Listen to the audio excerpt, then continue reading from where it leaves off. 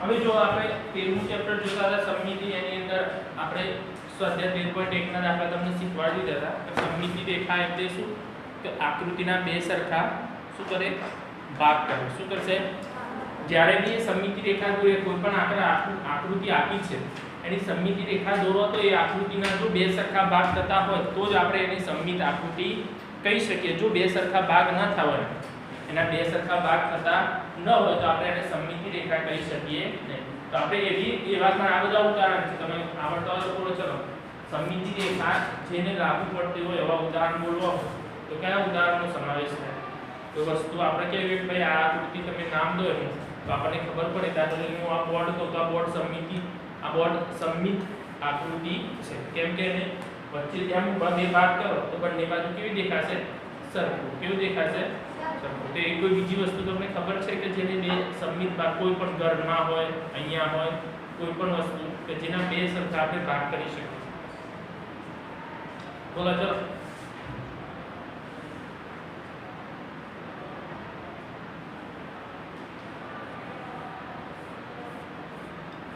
નથી ખબર પડતી?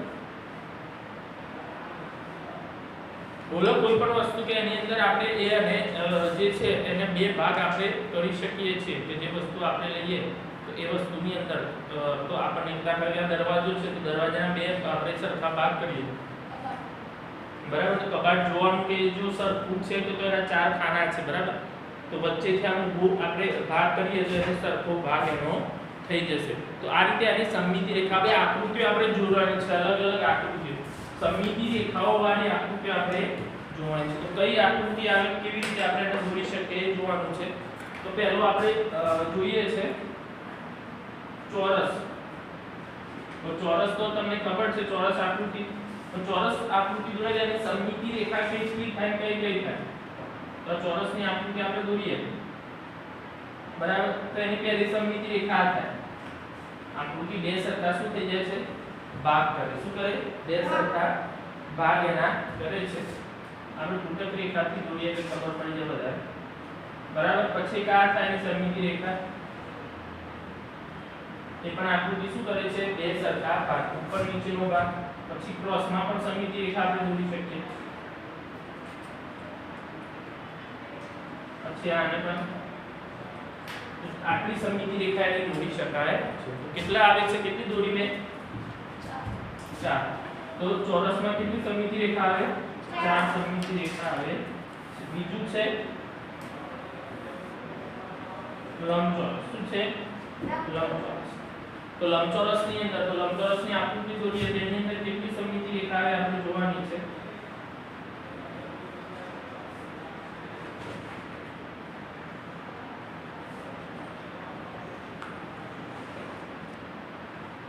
કેટલી આવશે? 2 જ આવશે. એમાં ક્રોસ કરી શકાશે નહીં, કેમ કે લંબચોરસની અંદર જો ક્રોસ કરશો તો બે સરખા ભાગ થાય. જે બાજુ આપણે દોરીએ એની અંદર આપણને ખબર પડી જાય કે એની સમમિતિ રેખા આ રીતે થશે. પછી આવે છે સમબાજુ ત્રિકોણ. શું આવે છે? સમબાજુ ત્રિકોણ. તો સમબાજુ ત્રિકોણની અંદર સમમિતિ રેખા આપણે દોરવી હોય, આ સમબાજુ ત્રિકોણ દોર્યો આપણે, એની સમમિતિ રેખા જો આ 1 2 કેટલી આવશે? 3 આવશે. પછી નંબર 4 વર્તુળ. અહીં આવે વર્તુળ. તો વર્તુળની કેટલી આવશે?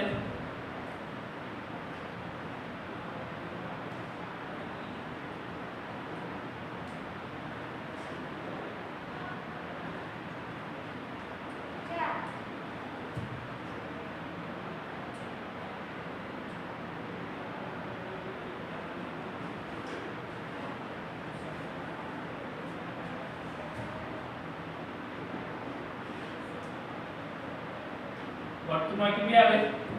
અસંખ્ય. વર્તુળની અંદર આપણે જેટલી દોરીએ તમે ગમે તે બાજુ દોરો, ક્રોસ દોરો, સીધું દોરો, ગમે તે દોરો, એના બે સરખા ભાગ થાય. વર્તુળમાં શું થાય? બે સરખા જ ભાગ થાય.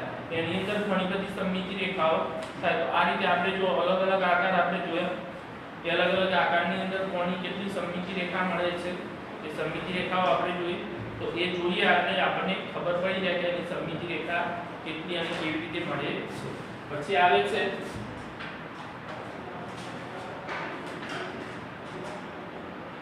સમદ્વિબાજુ ત્રિકોણના ત્રણ પ્રકાર છે.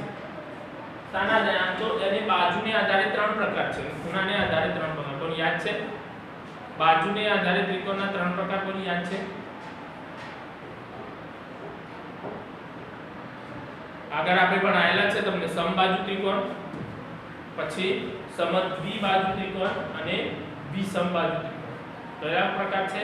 બાજુને આધારે ત્રણ પ્રકાર છે, સમબાજુ ત્રિકોણ, સમદ્વિબાજુ ત્રિકોણ અને વિસમબાજુ ત્રિકોણ. પછી ખૂણાને આધારે ત્રણ પ્રકાર છે, લઘુકોણ, ગુરુકોણ અને કાટકોણ. આ ત્રણ ટોટલ એના 6 પ્રકાર આપણે જોયું. તો સમદ્વિબાજુ ત્રિકોણની અંદર આપણે જોઈએ એની સમમિતિ રેખા કેટલી મળશે? 1 મળે. કેટલી મળે? આ બે બાજુ એની સરખી છે, એ વચ્ચેથી આપણે એનો ભાગ કરી શકીએ. તો આ રીતે જો તો અલગ અલગ ચોરસની અંદર 4 સમમિતિ રેખા મળે છે, લંબચોરસની અંદર 2 સમમિતિ રેખા મળે છે, સમબાજુ ત્રિકોણની અંદર 4 મળે, 3 મળે છે, પછી વર્તુળની અંદર અસંખ્ય, પછી સમદ્વિબાજુ ત્રિકોણની અંદર કેટલી મળે છે? 1. કેટલી મળે? 1.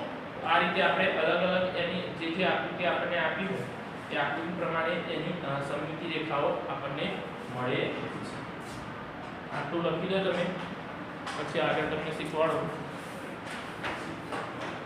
આકૃતિ પેન્સિલથી દોરવાની અને વ્યવસ્થિત દોરવાની ધ્યાન રાખજો.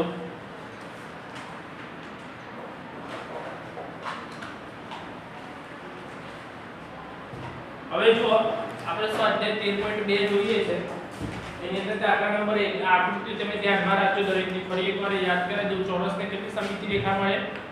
4 મળે. લંબચોરસને 2 મળે. પછી સમબાજુ ત્રિકોણને 3 મળે. કેટલી મળે? 3. પછી સમદ્વિબાજુને 1 મળે અને વર્તુળને અસંખ્ય. કેટલી મળે? અસંખ્ય.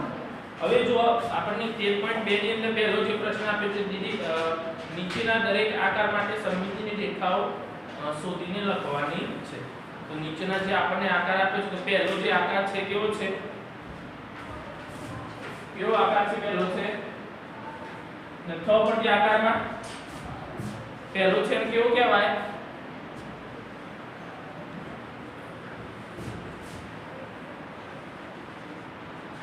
આ આકારની અંદર તમને ખબર નહીં પડતી લાગશે. હા, કેવો કહેવાય? ચોરસ. કેવો કહેવાશે?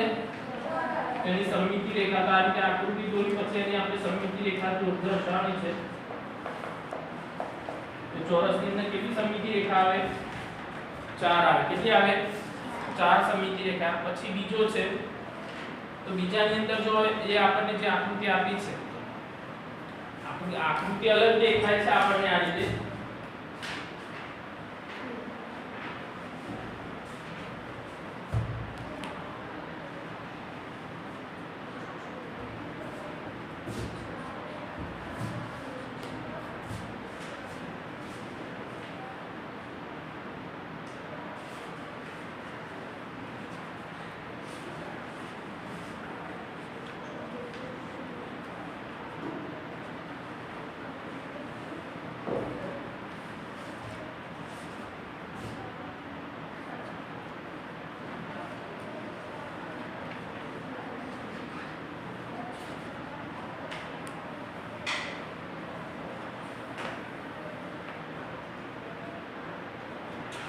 આ રીતનો ટૂંકમાં આકાર છે. આકાર એ ચોરસ જ બને છે. તેને આપણે સમમિતિ રેખા જોઈ તો 1 2 3 અને 4. તેને પણ કેટલી દોરી શકીએ આપણે? 4 સમમિતિ રેખા દોરી. પછી ત્રીજો છે C, એની અંદર પણ આ રીતે ચોરસ જ આપણને આપેલું છે આકૃતિ.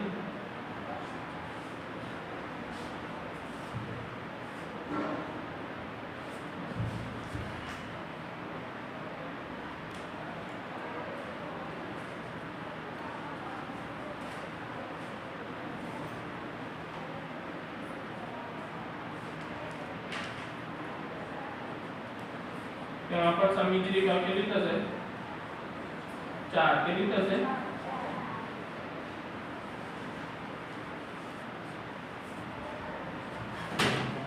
પછી ચોથો આપ્યો છે D એ એની સમમિતિ રેખા કેટલી થશે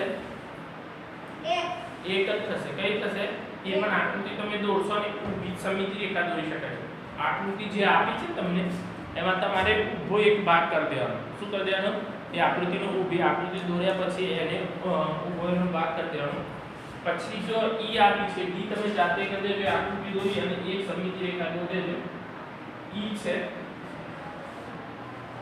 E ની અંદર જો આપણે 1 2 3 4 5 અને 6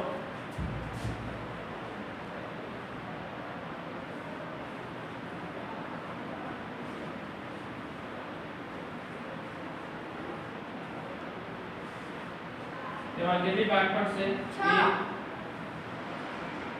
2 3 4 5 અને કેટલા ભાગ પડશે 6 ભાગ પડશે કેટલા પડશે 6 પછી F છે F જો F ની અંદર કેટલા પડશે તો એની અંદર અલગ અલગ આકૃતિ આપણે પહેલા વર્તુળ આપ્યું છે પછી એની અંદર આપણે સ્ટાર દોરીને આપેલું છે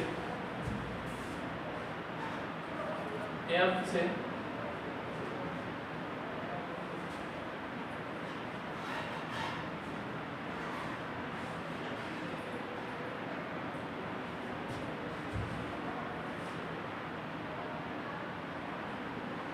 આ રીતે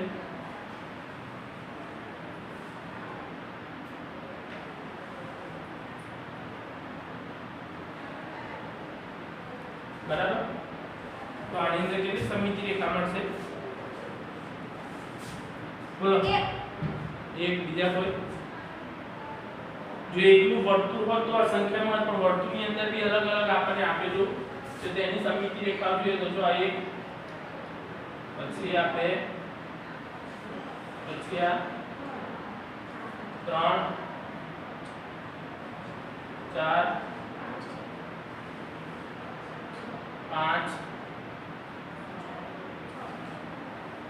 કેટલી મળશે 6 સમમિતિ રેખા મળશે એની અંદર પછી જો G છે એ G ની અંદર એક પણ સમમિતિ રેખા મળતી નથી તો સમમિતિ રેખા ન મળે એવું લખી દેવાનું પછી H માં શું સાથે આનું ચિત્ર આપ્યું છે ને તો એમાં પણ કોઈ સમમિતિ રેખા મળે નહીં કેમ કે એની જે સમમિતિ રેખા એમાં આપણે દોરવા જઈએ તો એના સાથેના બે સરખા ભાગ કરો તો એ સરખું કહેવાશે કેમ કે એક પાકું આ બાજુ એક ડાબી બાજુ પાકું જાય છે કે એક જમણી બાજુ તો એની પણ કોઈ સમમિતિ રેખા મળતી નથી તો અહીંયા દરેકની અંદર તમારે એ સમમિતિ રેખા લખવાની ધ્યાન રાખજો અહીંયા લખી દેવાનું સમમિતિ રેખા કેટલી મળી આમાં 4 પછી આમાં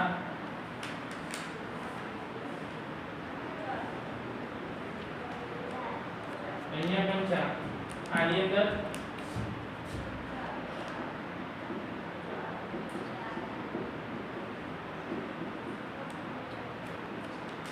આમાં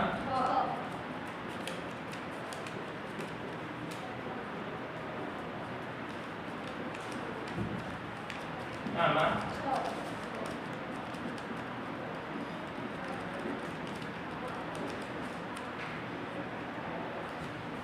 પછી જે G ની આકૃતિ છે દોરવાની તમારે પછી નીચે લખી દેવાનું સમમિતિ રેખા બરાબર 0 શું લખી દેવાનું જે રીતે આમાં 6 મળી 4 મળી એ રીતે મળી એમ નીચેની આકૃતિ સાથે આમાં પણ 0 જ મળશે બરાબર પછી આ જે I છે એ I ની અંદર આપણે સમમિતિ રેખા દોરીએ તો કેટલા છે તો એની અંદર જોવાનું આપણે કે કેવી રીતે આપણને આપેલી છે પછી આપણે સમમિતિ રેખા લખી શકીએ તો જો એની અંદર તેના ભાગ પાડો તમે તો કેટલી સમમિતિ રેખા મળે તો 5 સમમિતિ રેખા મળશે કેવી મળશે ખબર પડશે તમને એમાં એની સમમિતિ રેખા ખબર પડશે તો 5 આપણને અલગ અલગ આપ્યા છે ને તે 5 આકૃતિના આધારે આપણે દોરવાની અને આ રીતે એની સમમિતિ રેખા મળે 5 આ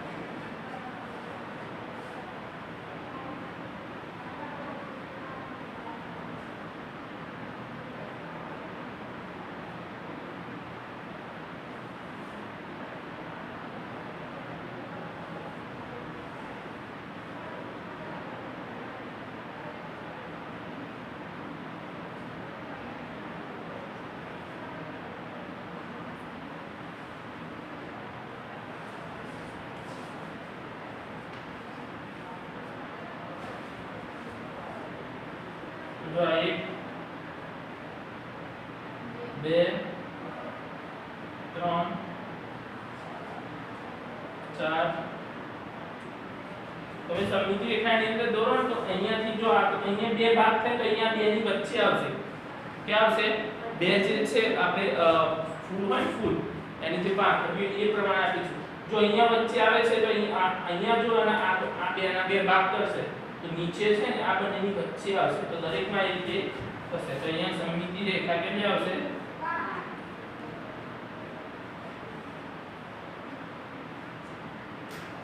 કેટલી આવશે 5 એની સમમિતિ રેખા આવે તો પડી ખબર તો લખી દે ચલો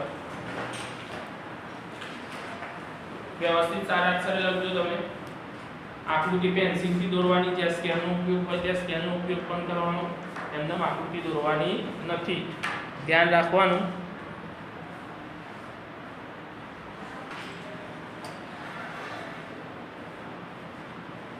હવે જો સ્વાધ્યાયની અંદર દાખલા નંબર બીજો છે એની અંદર આપ્યું છે નીચેની દરેક આકૃતિમાં ત્રિકોણની ચોરસ ખાનાવાળા કાગળ પર નકલ કરો એટલે આ તમારે આકૃતિ ચોરસ ખાના પહેલા બનાવવાના છે અને પછી એની અંદર આકૃતિ દોરવાની છે હું આકૃતિ દોરતો નથી ખાલી તમને સમજાવી દઉં ભાઈ આકૃતિ તમારે દોરવાની જાતે તો એની અંદર આપણે શું કીધું છે કે ચોરસ ખાનાવાળા કાગળ પર નકલ કરો દરેકની સમમિતિની રેખાઓ જો હોય તો શોધો અને ત્રિકોણનો પ્રકાર નક્કી કરો તો પહેલી જે છે બરાબર એ આકૃતિ તમારે દોરવાની હું દોરતો નથી પહેલી છે એની અંદર સમમિતિની રેખા કેટલી મળશે 1 મળશે કેટલી મળશે 1 મળશે અને કયું ત્રિકોણ છે સમદ્વિબાજુ કયું છે અથવા એને આપણે આ રીતે પણ લખી શકીએ તો પહેલું જે તમારે આકૃતિ દોરી પછી નીચે આ રીતે લખવાનું છે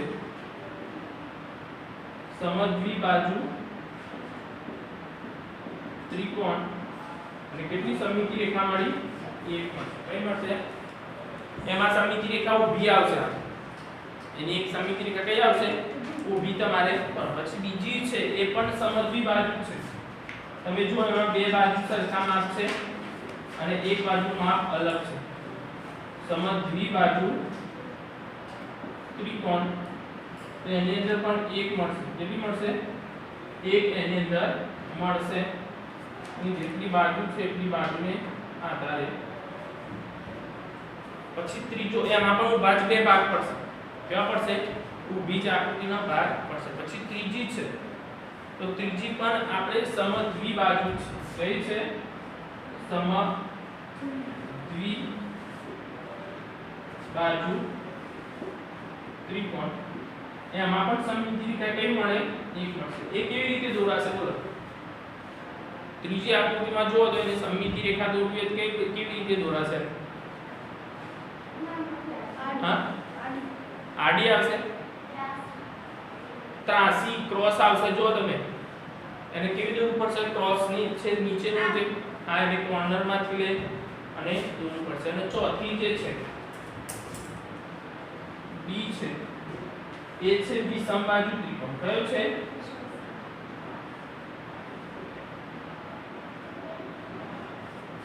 એની સમમિતિ રેખા મળે નહીં મળે તો શું આવશે 0 શું આવશે એની કોઈ સમમિતિ રેખા મળતી નથી કેમ કે વિષમબાજુમાં કોઈ સમમિતિ રેખા હોય વિષમબાજુની અંદર ત્રણ બાજુના માપ કેવા હોય અલગ અલગ કેવા હોય અલગ અલગ હવે અલગ અલગ હોય એટલે એની સમમિતિ રેખા મળે નહીં તો તમારે ચાર આકૃતિ પહેલા એક નંબરની આકૃતિ એ આકૃતિ દોરી પછી નીચે આ રીતે લખવાનું બી આ દોરી પછી દરેકની ચોરસ ખાના દોરી પહેલા ચોરસ ખાના દોરવાના પછી આકૃતિ દોરવાની પછી એને લખવાનું પછી જો પ્રશ્ન નંબર 3 પાછળ જો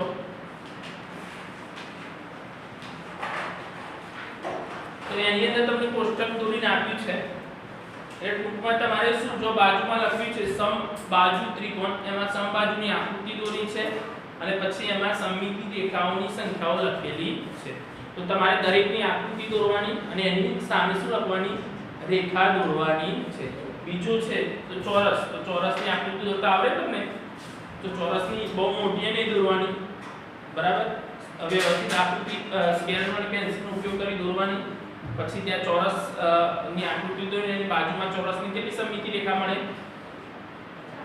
કેટલી મળે 4 તો બાજુમાં સમમિતિ રેખા 4 લખવાની પછી લંબચોરસ તો લંબચોરસની આકૃતિ ખબર પડે ને તો લંબચોરસની આકૃતિ દોરવાની અને બાજુમાં સમમિતિ લંબચોરસની સમમિતિ રેખાઓ કેટલી મળે 2 મળે પછી ત્રીજી છે સમદ્વિબાજુ ત્રિકોણ તો એની આકૃતિ દોરવાની તમારે એમાં કેટલી સમમિતિ રેખા મળે 1 કેટલી મળે 1 પછી સમબાજુ ચતુષ્કોણ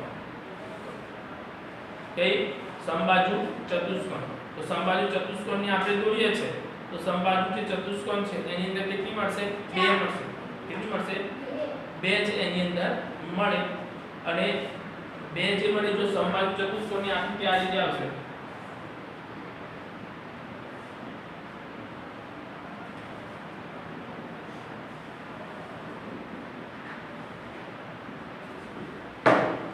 ક્રોસ આવે તો શું આવે આ સમબાજુ ચતુષ્કોણની આકૃતિ છે એમાં 2 જ મળે એક અને આમ સીધી મળે પડી ગઈ ખબર તો જે આકૃતિ આપણને આવે છે તો આની અંદર આપણે લખી દેવાનું એની સમમિતિ રેખા કેટલી મળશે 2 મળશે કેટલી મળશે 2